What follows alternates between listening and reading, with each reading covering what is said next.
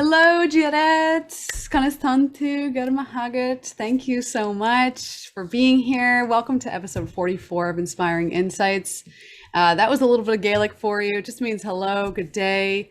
How's it going? Welcome, and thank you for being here. My name is Erin. I'm your host. My pronouns are they and them. And this is episode 44 of Inspiring Insights. Almost been doing this for a full year now, and looking forward to going further and having more inspiring, insightful conversations. I just want to say before we begin this episode, big thank you to Oxygen Clothing in California, who have sponsored this episode. They have workout attire, casual wear. Check them out on Instagram at _oxygen clothing. So make sure to put that underscore in before the oxygen clothing part. And if you would like to personally sponsor an episode, or are optimistic that your company or your business would like to, just please reach out to me at hello@reawakenco.com. You can always reach me there via email. A little bit about me. I'm an uprooted Newfoundlander. I have Irish and Welsh lineage, and I'm the offspring of 2 teachers. I feel like I have much to learn and still much to step into in my own teachings, including what I started doing this year, some online mindfulness retreats that I offer from a more intersectional lens. They all fall on the Celtic Fire Festivals of the year, and the next half-day retreat is coming up for you. It's considered the first harvest, otherwise known in Gaelic as Lunasa, Sunday, August 8th, that is. So let me know if you're interested, and you can also shoot me an email or just DM me on Instagram at the Erin Edwards for a discount code for the early bird tickets. And I will, of course, drop the link below for all of you people tuning in out there in podcast or YouTube land. And so now I'm here in Toronto, otherwise known as Toronto. I guide soul-centered human transformation, and I just want to acknowledge the land that we're here on today. So want to thank the Anishinaabeg peoples, Chippewa, Wendat, the Haudenosaunee, and Mississaugas of the Credit peoples as well. I am a newcomer here and a settler, and I have been invited to lift the dish with one spoon, or to lift the one spoon within the dish with all others who live here and care for this land within that dish with one spoon wampum belt treaty. So within that, I am committed to respectful collaboration, representation here on this podcast. And just as I have been invited to lift the spoon, I invite you all now to actually take that up as well, and to peaceably weave a new world of possibility with me in wellness, in healthcare. Start paving the way for a more accessible wellness industry in general. What does that look like? That means decolonizing our language, decolonizing our careers, the ways that we think and we act about medicine and about mindfulness, about spirituality, about healing, about joy, what that looks like for us. And that also means uplifting and supporting folks of different bodies, different voices. And I think that podcasts, have so much potential for healing.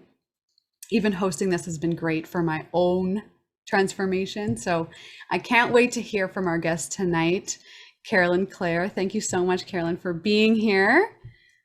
Thank you for having me. Of course. And before I read out your bio to everybody here, just wanted to give a shout out for everybody out there joining. If you have any questions as we go along here, we are recording live. So just pop them in the chat. Also, if you're watching the replay of this, if you have questions or comments, or you love what we're talking about, please feel free to leave some comments in the comments section. Love hearing from you, love hearing where you're from, where you're tuning in, and why you're tuned in. So without further ado, episode 44. So Caroline Clair is an anti-diet nutritionist who follows the health at every size principles. She works with people to help them let go of dieting and find a peaceful relationship with food and their body. She's also fat positive and speaks out against fatphobia and weight stigma, which often has severe and deadly consequences. She can be found on Instagram at nutritionist.for.every.body. So nutritionist for everybody with periods in between those words. Carolyn, thank you again so much for being here. I can't wait to chat it up and to hear your thoughts and your comments on health at every size and why you do what you do. Very excited. So good, so good. So, I only skimmed the surface, I know from your little bio that I read there. Can you tell us maybe a little bit more about your own journey, how you got here, and what that means to you today? Absolutely. So I became a nutritionist about 6 years ago. Mhm. And prior to that, what had ended up happening was I was diagnosed with a chronic condition, Crohn's disease. And I was struggling with um, getting enough support from the medical healthcare system. And it was more about managing symptoms as opposed to trying to perhaps address some of the root problems. And I found my way into a more holistic view of chronic illness and health, and realized that there are other components other than medication. And while medication is super important and helpful and a great tool in the toolkit, there are other tools, as you're so aware. For And sure. so I realized, nutrition and the way that we approach food and eating is a really important component of all of that. However, alongside all of that was also most of my life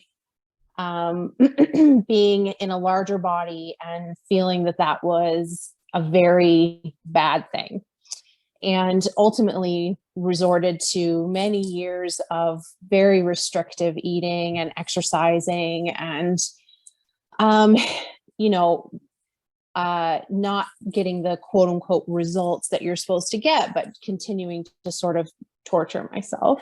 Mhm. And I became a nutritionist, and I was um, it was so important to me when I worked with clients that we didn't talk about weight or dieting, but it was still such an internal struggle, which you will find a lot of the time with all sorts of different health practitioners. And then I had my son, and I realized that this way of thinking about myself and my body and what it means to be healthy um, wasn't a really good way to look at things. And I didn't want to pass that on to him. I didn't want to have that negativity anymore. And so I found my way to understanding more about the science behind weight and health, how health is possible at all sizes, how dieting actually makes things worse, which we'll get into.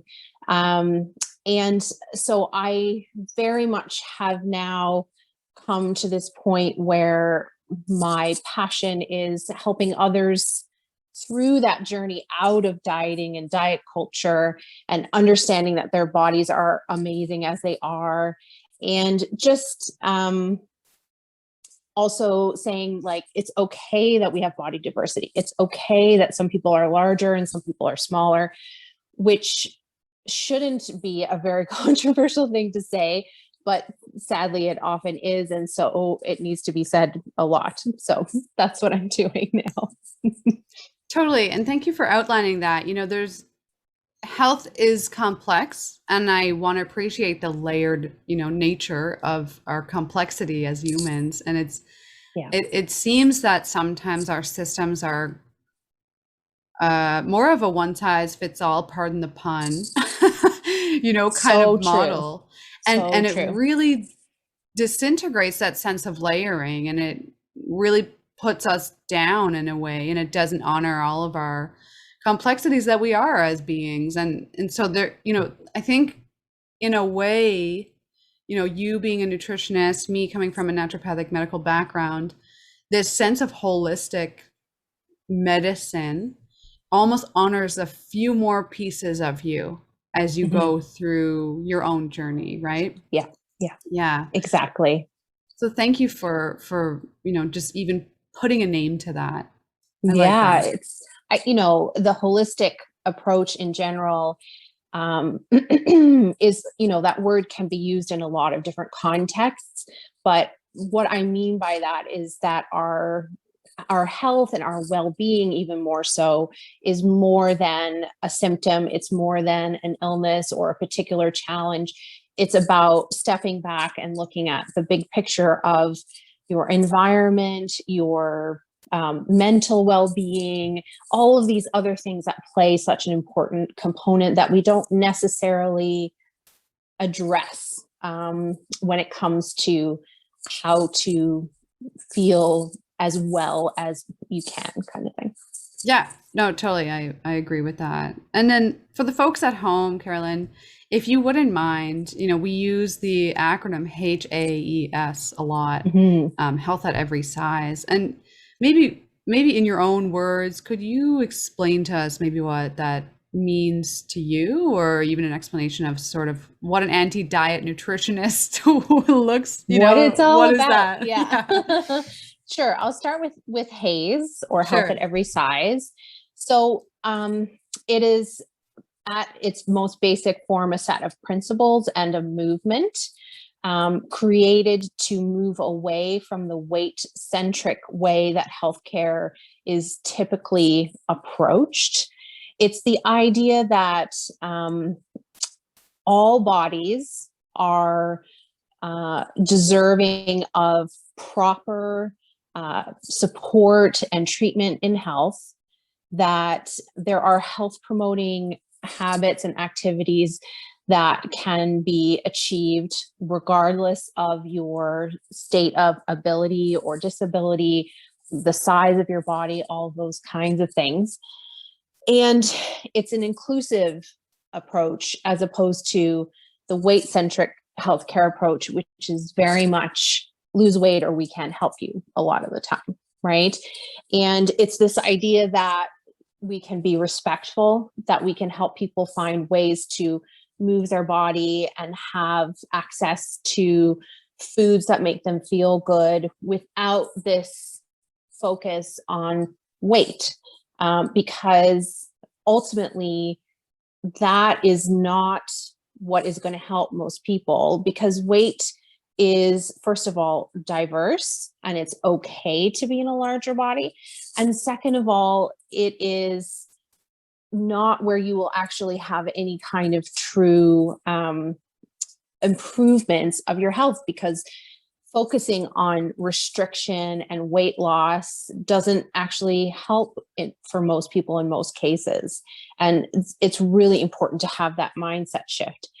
But the one other thing I'll say about HAES is that the inclusivity piece is incredibly important, and something that is missed in healthcare a lot of the time when it comes to body size, but also race, gender, sexual orientation, and all of these other intersectionalities that are actually really important as part of looking at a whole human being, which we tend to not do. And it's about seeing the person first, as opposed to starting with, lose weight or what have you. Yeah, no, thank you for that succinct explanation too. And I'm getting a theme here. I don't want to say it too quickly, but it might be related to, taking blame off of the patient. Oh, yes.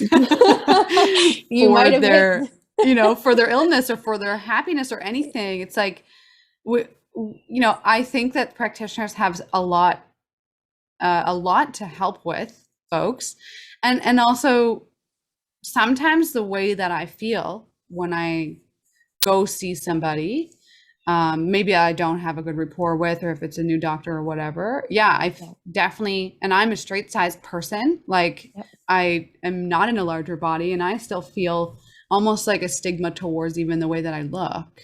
Yeah. Yeah, absolutely. And there is a lot of anxiety that goes into that for people who are anything other than the, idealized norm of society, right? You're sort of straight size, cisgender, all of those kinds of things, right? Yeah. And it's about the idea that that is not in fact, the ideal, and that there is a spectrum, and that the spectrum is a good thing. And yeah, blame is a really, really big problem for sure. And it doesn't get us anywhere closer to health. Exactly. And when we talk about health, we have somehow come to this point where we put it on this moral pedestal, right? It's, if you are in good health, then that equals that you are a good person. And if you're not in good health for whatever reason, then you are a bad person. And that has nothing to do with whether you are a good or a bad person. I mean, we have people with chronic illnesses.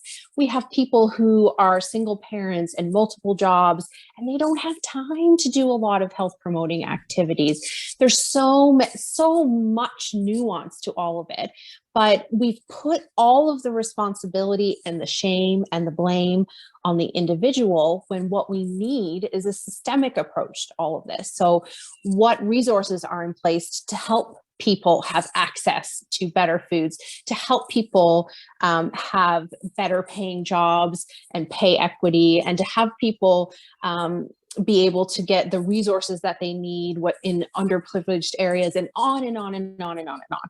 But when we put the focus on the individual, then, the systemic approach, they're able to kind of get away with a lot of stuff that they should really be addressing. It isn't the individual that's going to make the biggest difference for health. It's the system, it's the populace, it's everybody together. Yes, I love that. I really, really resonate with that one. There's structures in place that keep, this blame game keeps those structures in place. Exactly. And it's why, who benefits from that? It's the, $70 billion just in the US diet industry, right? When we blame ourselves, they make more money because we keep going back over and over to things that don't work.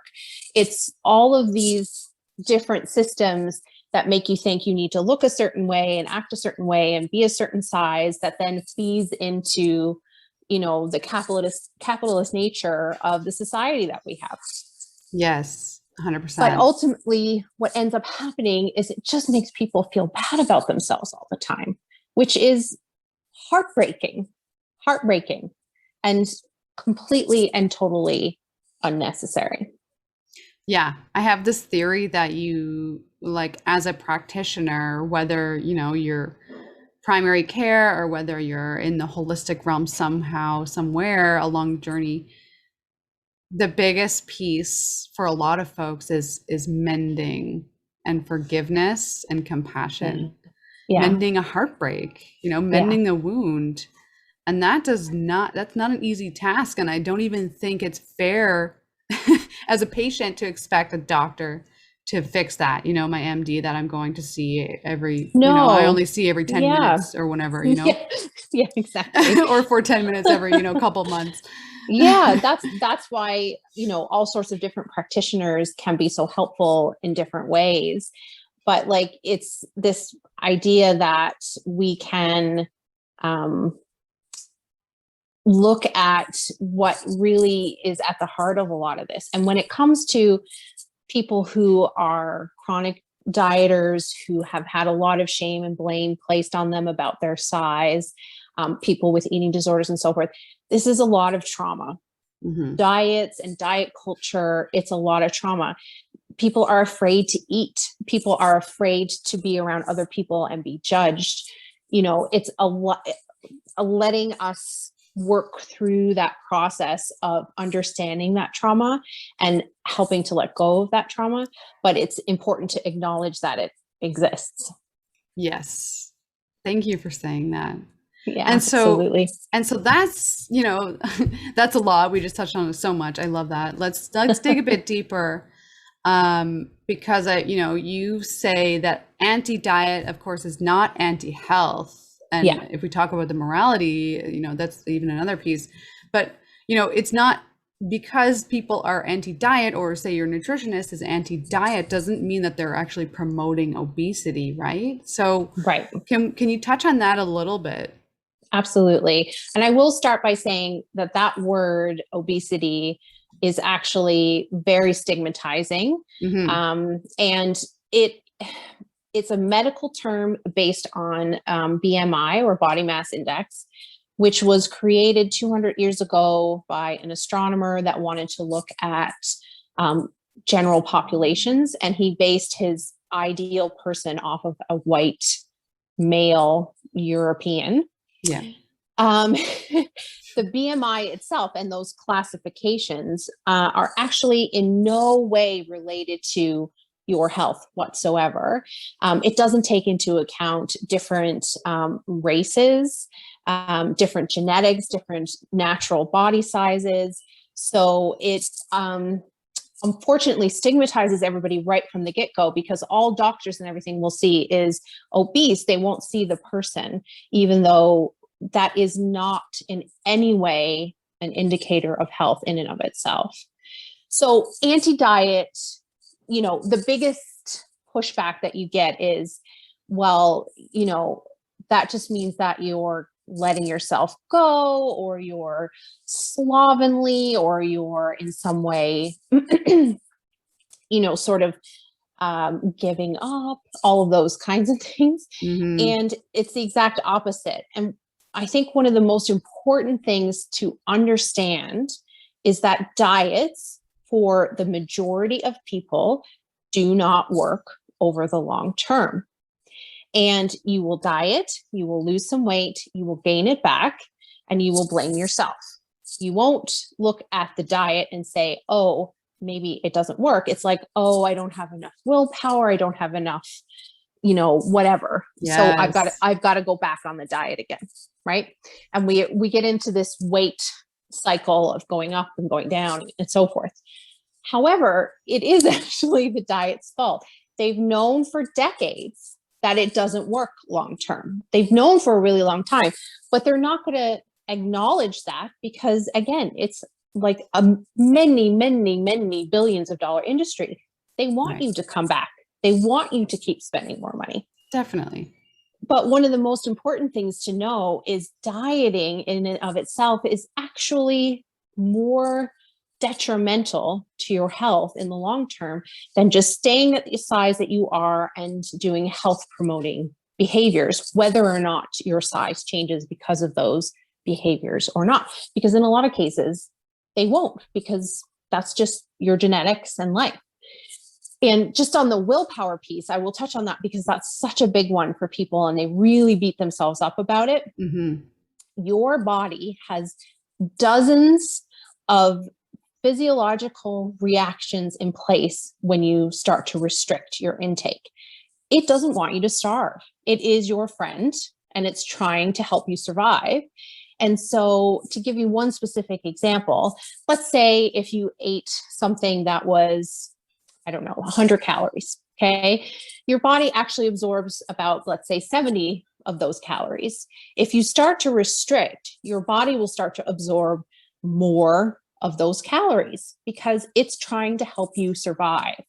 So the best way to look at it is, if you are someone who has dieted over and over again, why every time does it get harder when you're doing the exact same thing? It gets harder because your body is fighting you more and more. Your metabolism slows down and so many other physiological things happen. And it also puts a lot of stress on the body. So it's this idea that it's okay to let go of dieting because it is actually better for your health. And it's a hard concept for people to believe, but it's something that once you think about it and you look at the big picture, then you go, oh, right, actually, this makes sense. Like if diets actually worked, you know, it wouldn't be a big industry because everybody would go on a diet and everybody would be thin and we're good to go, right? Exactly. Yeah. Oh, it sounds also like, you know, if my cell phone didn't break constly, there wouldn't be a big cell phone industry, et cetera, you know? Yes. It's very true. This kind of concept, and I want to circle back to that. You touched on it earlier about, this sense of lack that really runs deep at the core wound of us. And I think Very true. it's yes, it's individual. Of course, we all have some sort of feeling about, what we didn't get when we were younger or anything like that. But now it seems like it's like almost like a collective wound It that is. because we're in, at least in the Western world, you and I both are here in central Canada, that there's this sense of we don't have enough. We are not enough. Yes. And so we lack something. We see a commercial, we need that, we need those clothes, we need to eat that juicy fruit gum or whatever it is, Or go on that cleanse. Yeah. Oh my God. I saw that commercial about, I think it was actually a juicy fruit commercial where like they said that masks might be coming off now and everyone's like making out again because they really want because they missed it so much, and they're like, don't forget your juicy fruit, and just everything is so related to like, oh, you definitely need this product. Yeah. And so this thing is going to solve this wound inside yourself. Exactly. They sell it to you in a pretty package. When you grow up and you experience life as other, you are not in the accepted norm of whatever that is, whether it's your body size or your sexual orientation or whatever it is. What you feel at your core innately is you are not good enough as you are, that you are not lovable, that you are not deserving of taking up space in the world. And so we do all of these outward things to try to fix that in various ways, when the only thing that fixes that is actually the inward work that helps you to understand that you are enough, and that this is just the lies around us. It's not true. You are incredibly worthy as you are. We all are. Yes. Thank you. We need that reminder too. So thank you.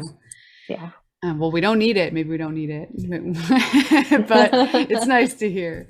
Caroline, I'm curious because we already touched on a few of these already, more of the really harmful effects of, weight stigma, fat phobia that exists and is so rampant in our society these days. Like, yes, we have maybe lack mindset. We're born into the society that pummels it into us day in, day out, every time we look at a commercial or whatever. But are there other, even you touched on BMI, is there some other harmful effects of weight stigma that people should be looking out for, when they're going to see their practitioners, or are there other things besides, maybe that their doctor keeps telling them they're overweight or they're obese, right? Yep. Let's talk about the other things that you really should have in, the front of your mind. Yeah, I'll touch on a couple of points here. So the first one, when it comes to the medical community and the healthcare system in general, unfortunately, it is very weight centric. And what I see from a lot of people in communities that are fat positive or with my clients and so forth, is that they will go to the doctor for a particular issue. And pretty much no matter what it is, they say, well, if you just lose weight, then this problem is going to go away. And this could be anything from chronic sinus infections to a joint issue to digestive concerns. I mean, you name it, this is what happens. And so the advocating for yourself piece of it is really important. And you can say to your doctor, what would you tell a straight size person to do who came in with this issue? I want to be treated from a weight neutral approach. Because the truth of the matter is, lots of people in straight size bodies have medical conditions. They have things wrong with them. They have diabetes, they have heart conditions, et cetera, et cetera, et cetera.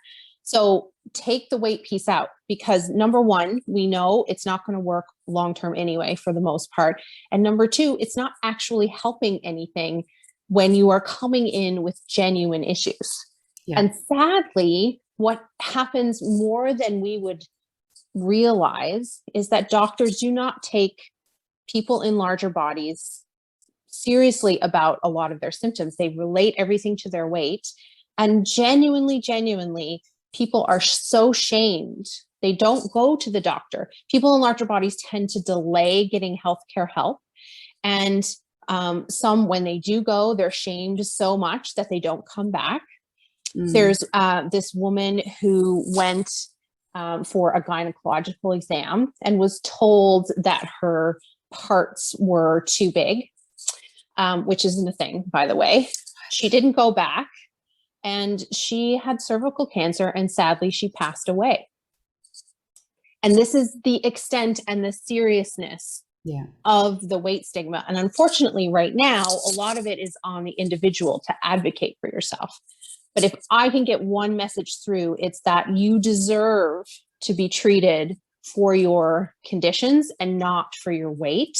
And if your doctor is not being helpful, then find another doctor, because they are there to serve you ultimately.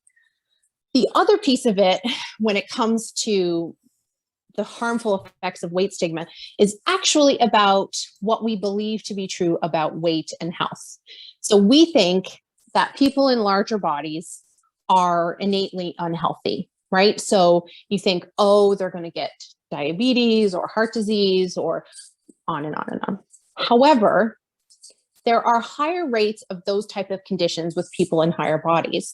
But what's really important to understand is correlation does not equal causation. So in other words, those two things are seen together, but it doesn't mean that the weight causes the condition. And these studies do not account for things like weight stigma.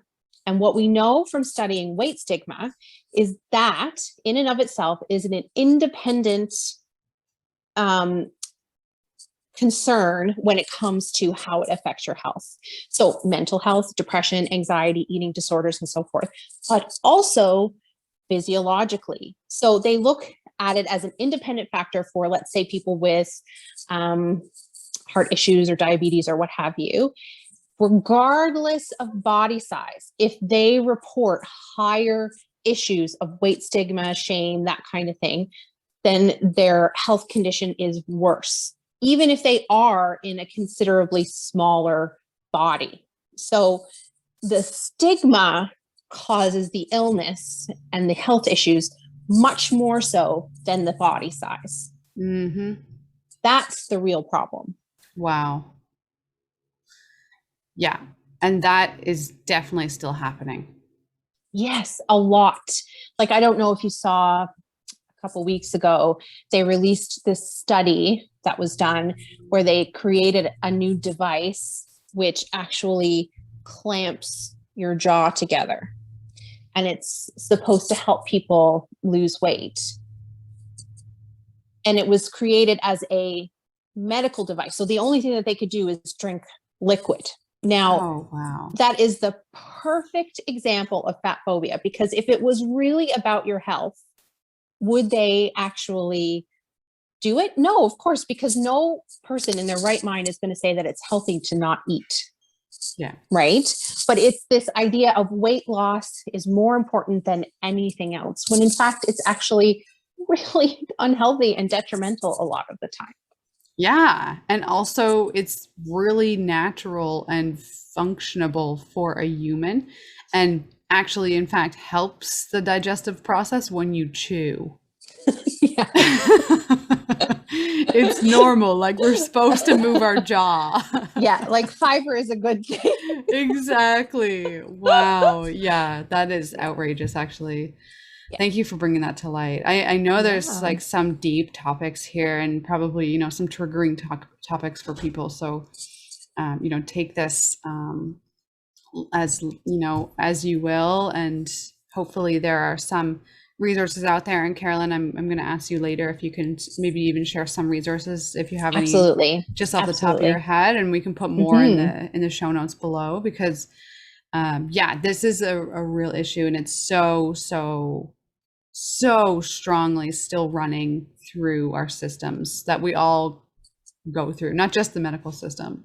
Yeah. And I think it's so important from an individual perspective, that people understand that it's not their fault. Yes. Not their fault that you are the size that you are, and that you are deserving of care and respect and treatment. And, this rhetoric that we have about body size is just wrong. And you really just know innately that, you are worthy as you are, and that you are absolutely deserving of care just as much as anybody else, and that it's not your fault, and that you should get help when you need help. Yes. That's awesome. For everyone, I know I already mentioned this, but you really need to go follow Caroline on her Instagram. She's dropping some amazing, amazing, amazing inspiration there. Nutritionist.for.every.body. Please go follow her.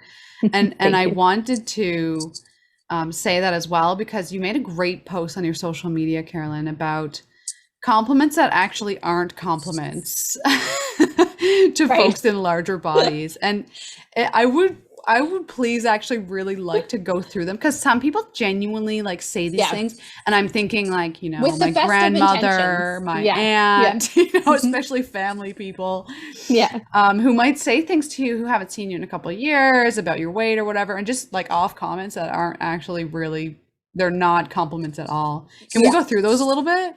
Please, let's do it. Oh my God. Okay. So here we go. Let me just open up your Instagram really quick. Yeah. I think the first one was, you have such a pretty face. Yes. Okay. Let's dissect that for a second. It's so brutal. And I find, especially anecdotally among people that I know in larger bodies, that happens a lot in like the dating realm and stuff. But it happens, like, I have been told that by people I've dated, by friends, by family. It's like, oh, but you have such a pretty face. And it's like, well, what you're actually saying is your body is terrible, but at least your face is pleasing to me. Oh, yeah. Right? Yes. That's what it means. It's so painfully hurtful. And it makes you feel like, oh gosh, I need to cover up. I need to like, make myself as invisible as possible, and like, only wear black clothes, and which I did for years, by the way. It's just not a compliment. Yeah. Oh, that's a good one. Okay. Here's another one. Oh, that outfit is so flattering on you. Oh, yes. Isn't that so common? Oh my God. It's the number one, I would say. Yeah. So common. And it's like, okay, so let's break it down. What are you saying when you say flattering? You're saying that in this particular outfit, you don't look quite so fat, basically. That's what you're saying. That you're slimmed out in some way, shape, or form, that you have a shape that's more aesthetically pleasing to society. It's like, it's just such a brutal one. And let me just say, I understand it's said with the best of intentions. A lot of these are, but it's not, for anybody in a larger body, it's really, really tough to take, because it's like, okay, I need to wear things that flatter me, because then I'll be loved and accepted. Right. Mm-hmm. And then there's also this piece of like, I really actually try not to comment on people's looks at all, unless it's like their eyes or something that's like just like, they're kind of like born with, like, eyes don't really change that much. Like, even if it is a nice t-shirt, like maybe I want to appreciate their shirt, but I'll say like, oh my goodness, that blue color really brings out your eyes. Yeah. Or something like that. Yeah. Maybe that's a nice suggestion for folks. Yeah, for sure. Okay, and then there's like another saying, one. saying something like, I like your style, right? Yeah, that's great. Right, because that is like, oh, I like the choice that you make. That you think it looks fun or interesting or whatever. Yeah. Yeah. Okay, here's another one. Wow, you have so much confidence. And we can kind of combine that with one of the other ones, which is, wow, you're so brave. Yes. And it's the same kind of an idea, that is, if you happen to be in a body that is not sort of, again, within that small norm, then it's like, oh, you have so much confidence or bravery to wear the shorts or wear the, swimsuit or whatever, when Yes. in fact, we're just trying to live our lives.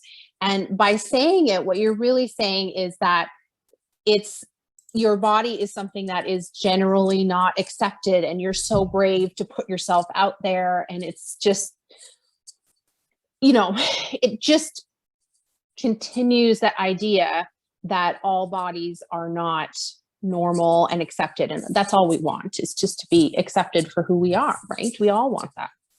Exactly. Oh my goodness, yes. So, okay, I'll take this as the last one, but it's a doozy. Sure. And I know everyone out there has also heard this before in some shape or form. You look so great. Have you lost weight? Yeah. That is like the number. Well, like I hear that other people just on the sidewalk, I hear them say that to each other all the time. Yeah. When I'm out for walks. It is perhaps what most people think is the ultimate compliment. Yeah. Wow, you are smaller. Congratulations. And it's, first of all, from personal experience, as I have, gone up and down in the weight spectrum, you hold on to that as your validation for being loved and accepted. And if somebody doesn't say, wow, you look great, or you've lost weight or whatever, then you automatically feel worse about yourself. Also, you don't know if that person is struggling with an eating disorder, has a health condition, has a mental health issue. We don't know why somebody is a different body size. And so making any kind of reference to the size of somebody's body ultimately can be incredibly harmful. And who cares, right? People's bodies change over time. That's totally normal. And to focus on weight specifically as if it's like this amazing thing to say to somebody, like, wow, look at you. You're so amazing. Look how small you are. Like, isn't that just the most ridiculous thing as something to be lauded? It is, but it's ridiculous that it is. Totally. And I mean, I can't even speak to someone in a larger body. Like, I went through university and gained a bit of weight, lost a bit of weight, gained a bit of weight, and I actually was so pissed when people said this to me as a compliment. Yeah. They're like, oh, have you lost weight? I'm like, actually, I'm trying to gain muscle and it's not working. Yeah, exactly. Oh, there's like and that doesn't even touch it. Like I am like, very privileged to just have this body as the way that it is. And it really doesn't fluctuate that much. And that's, not really, I'm not any better or any worse than anyone else for that, One of the other really important things about that one is people who then gain weight are afraid to be around their friends and family because they know that their worth is dependent on how they look. Yeah. Right. So those compliments are like, that is the worst one out of all of them, and one that just needs to be abolished, because people are afraid to even be around people once they're in a larger body again, which most of the time happens. Totally. Yeah, I think it would be great if we could all just agree to make it normal to not comment on someone's body. Yeah, like not at all. That's the best alternative. Like what you were saying about their eyes or something is really lovely. And also just like things like, you are such an amazing person. I'm so happy to spend time with you. I'm so grateful that you're in my life. What all of those types of things are affirming and wonderful, and who cares what anybody looks like? Yes. Yeah. Thank you so much for that. And I do actually love hearing those words, just like, oh, you're a great person. Right? You don't have to say anything. You don't even have to get specific. Just say that. And it's like, thank you so much. Yeah. Like spending time with you makes my day better. Who wouldn't want to hear that? Who wouldn't want to hear that? I like that. Yeah. And which gets me to a next, something that I've been thinking about for a bit. And I want to get your thoughts on this. If we, and this may be maybe too meta, I don't know. If if we lived in a world that was anti-diet, what would Yeah. that look like? Let's just envision that for a second. Everybody just get your thinking hats on and just think about what would change, how much more liberated you might feel, Yeah. how much more enjoy and be, your life might actually be more enjoyable Yeah. if there was no diet, or if there was an anti-diet kind of world Yeah. everywhere. Dieting is a life stealer. It is a joy stealer. It is a time stealer. It is a money stealer. For anybody who's dieted for any length of time, that it becomes an obsession and you have to track everything and count everything. And you don't go to social gatherings because you don't know if you can control your food intake, and you have to have all the latest products and waist trainers and all those terrible things. Mhm. It just takes joy and living away from you. And it also takes so much of your focus and energy that as a collective, we could be putting into so many more important things. And that's really at the heart of it. If we stop focusing on that element and we can look outward more, like what an amazing difference we would make in the world. Oh my goodness, yes. Like, wouldn't that be so beautiful? Yeah. I actually I might quote you on this one, that dieting is a joy stealer. It is a joy stealer. Caroline, I'm going to ask you another question, maybe one more question before we kind of wrap up. Sure. Or two more. Okay, so what can we do here? People are out there listening to this podcast. Maybe let's talk a little bit, if you can, put your nutritionist hat on. What is some lifestyle prescription for folks? I know everyone's out there is like, okay, yeah, I'm wanting to be anti-diet, but I can't really shake the belief that carbs are the devil, or a vegetable, but I can't eat a carrot because that's too starchy. It's too starchy. Yeah.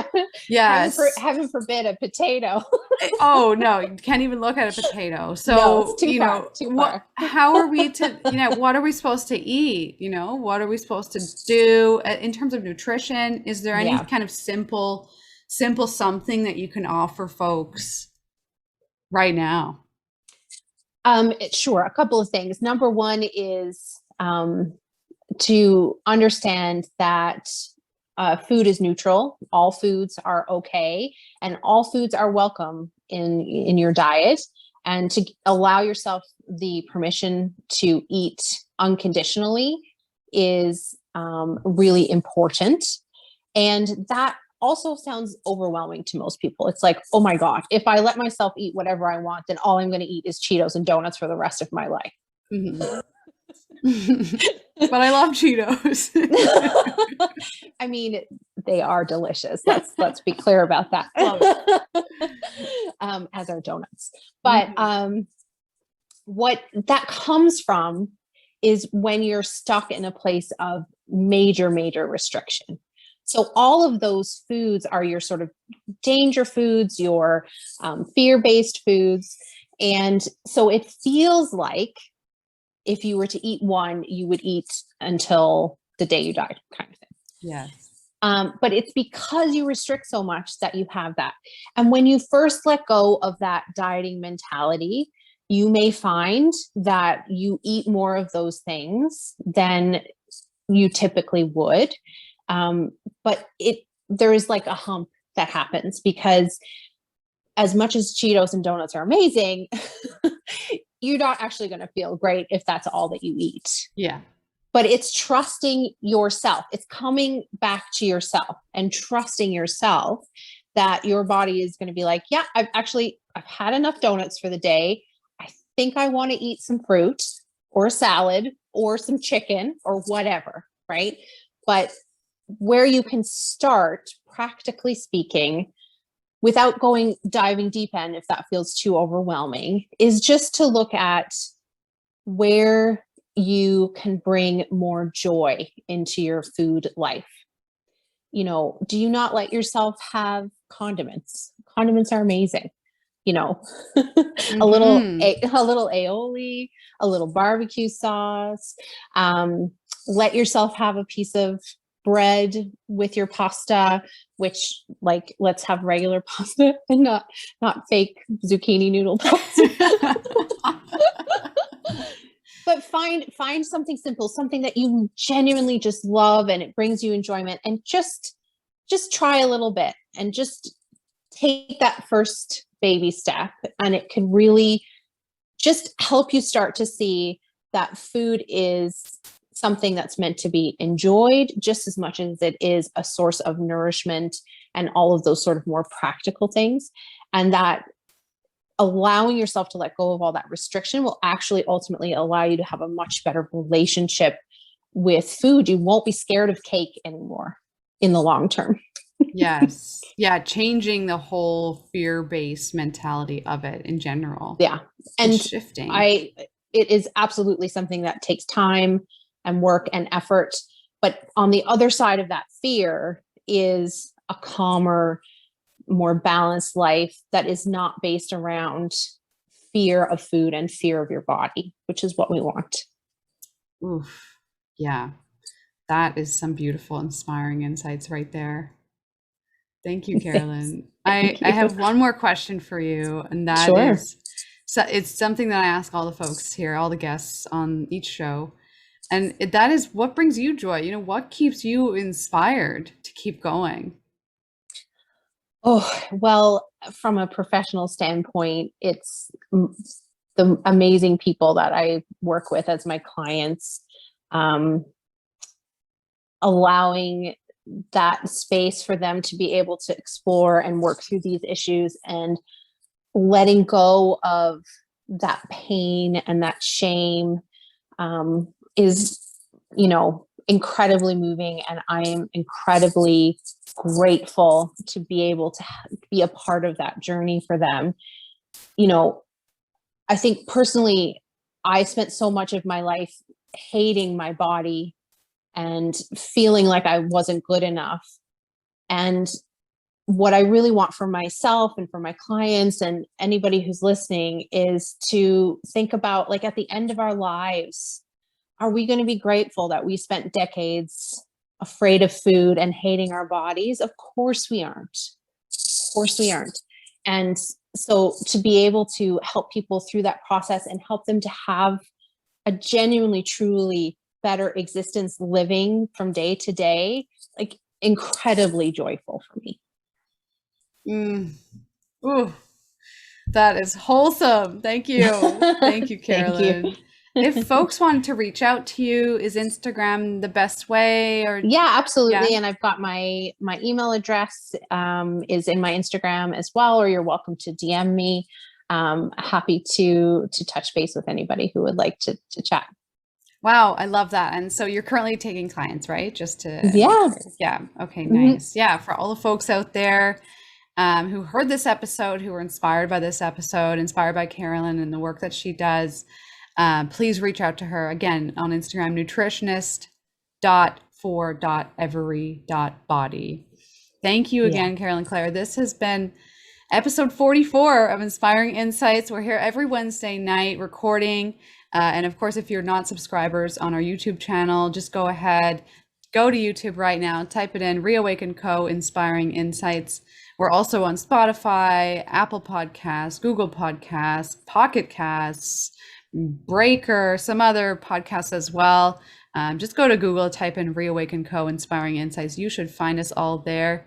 And if you wanted to follow me, get any more mindfulness retreats or information, mindfulness resources from me, my Instagram is the Erin Edwards. Thanks everyone again, and have a lovely evening. Thank you so much. Good night.